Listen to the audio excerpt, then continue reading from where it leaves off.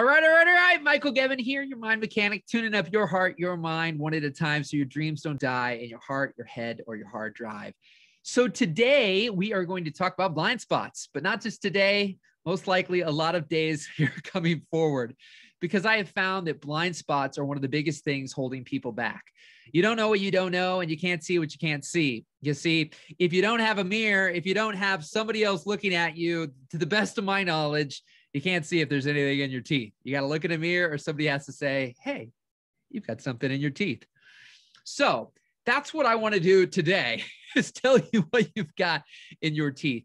No, but all joking aside, blind spots are something that once I've had a spotlight shined on these for me, I've been able to do something about it. And so when you don't know what you don't know, you can't do anything about it. You can't be held accountable for that which you do not know. And I think that there are things, I know that there are things holding you back that you just aren't even aware of.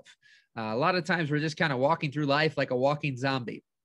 So what I want to bring up today is that you've been convinced by someone else that your ideas and your dreams are stupid. And whether that's been directly or indirectly, somewhere along the line, there's something deep inside your heart, deep inside of you, deep inside your gut, your intuition, whatever, that's like, do this, do this. And then you go and you tell people and you get coaching and you get support. Now, I have found incredible coaches and incredible mentors who have a high level of self-awareness to do what I hope it is, that whether you ever work with me or you work with somebody else, is what you seek out. And you seek out a person who is not doing normally what this is, which is we see others as we are, not as they are.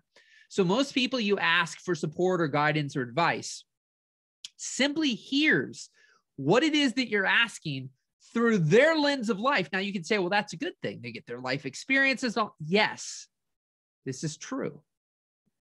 But what I have found, and this especially happens through, say, marketers, is that they're out there seeing the world through their lens, and then they're succeeding, doing things in a certain way, and then they're telling everybody that this is the way.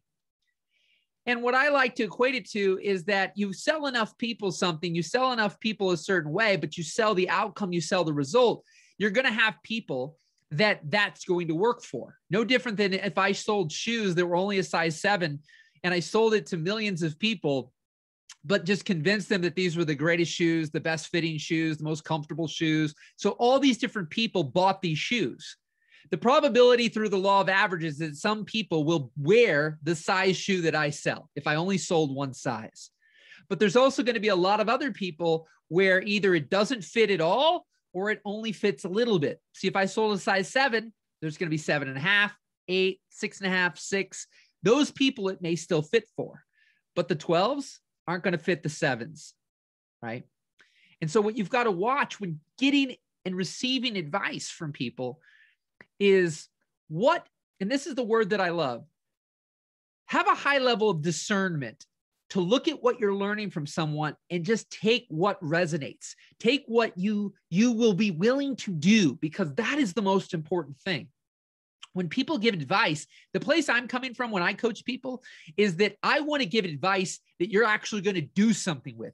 Because if I just say, oh, that's stupid, you shouldn't do that, here's a better way, and I feel from you that you're not going to do that, then it doesn't matter how great the advice is.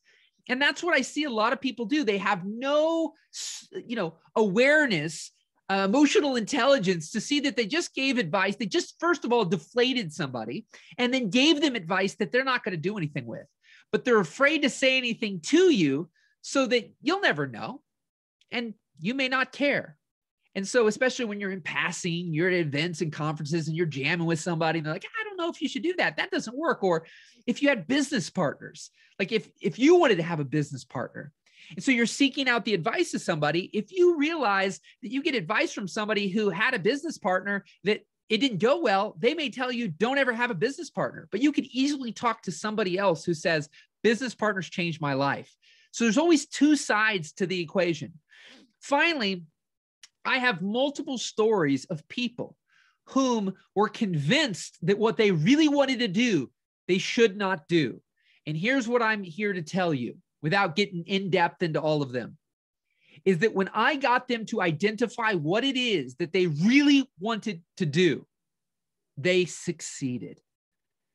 Because even though what they were potentially pursuing was a great idea, maybe it even had more potential. The reality is if they wouldn't take a lot of action because they really didn't want to do it, then it really doesn't matter.